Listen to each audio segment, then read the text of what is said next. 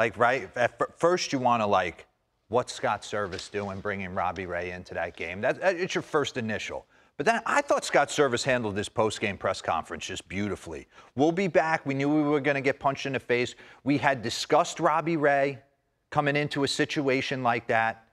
My only thing is, and I'm going to take you through it, had he walked Yordan Álvarez, he still got Alex Bregman with the bases loaded.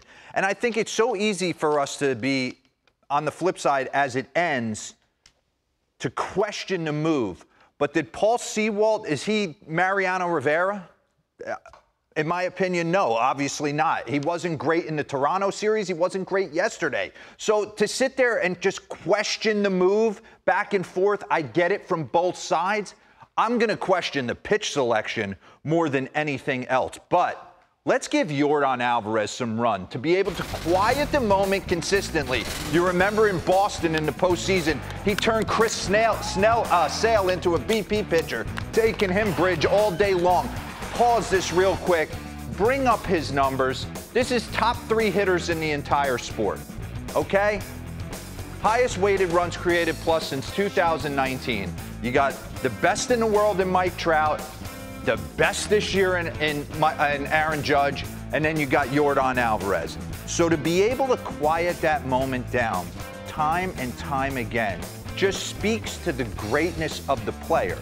Because not everyone's able to do that. There is a select few, and you're looking at the list right here of 6 names that are able to constantly do that on a nightly basis. So I want to tip my hat to Yordan. But I want to dive in real quick and bring up their lineup last night. After we look at his run these first 2 ABs, okay? Logan Gilbert, first 2 ABs, 96 up in the zone. Now I'm going to roll a curveball. He missed that. That's a pop-up to left field for most people.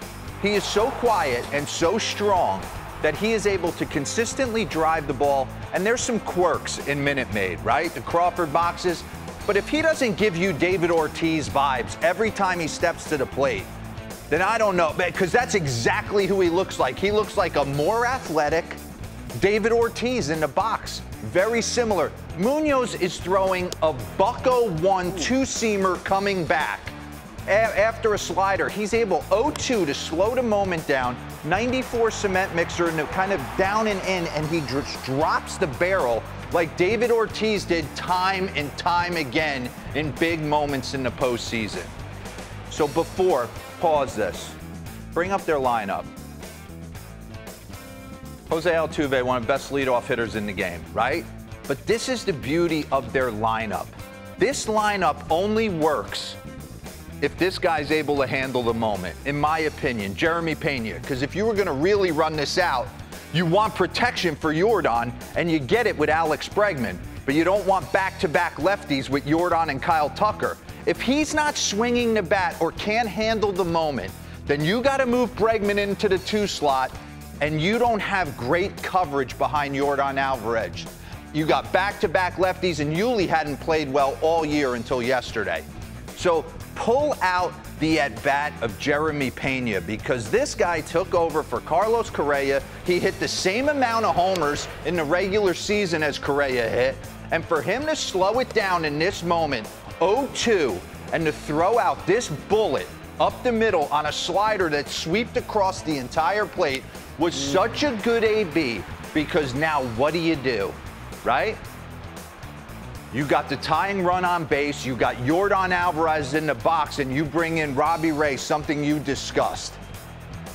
And it's a situation for me where you're sitting here going, right after this pitch, run that back.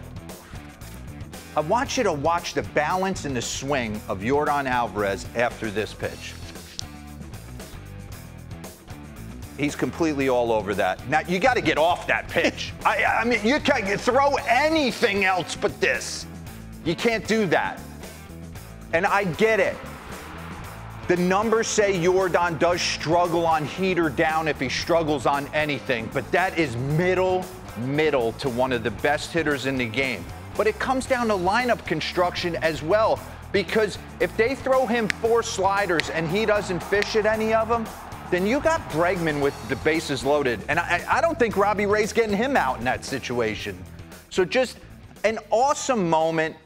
I think everyone just quick to kill Scott Service. I'm bringing Robbie Ray in. You run into tough spots, and I watch it time and time again when you have these so-called high leverage guys. Munoz is this high leverage guy. Dave Roberts, Evan Phillips is this high leverage guy. And if you're gonna go for it in those 6th and 7th and early 8th innings, you leave yourself exposed. Paul Sewald is a great relief pitcher. But like I said, he's not Mariano Rivera. So I don't think it's like a Lock Johnson. Yesterday, Zach Eflin, not Lock Johnson. He's just going to go in there and dominate in the 9th inning. So I can understand Scott Service wanting to make the move to Robbie Ray. Yeah. You just ran into an absolute killer in Yordan Álvarez.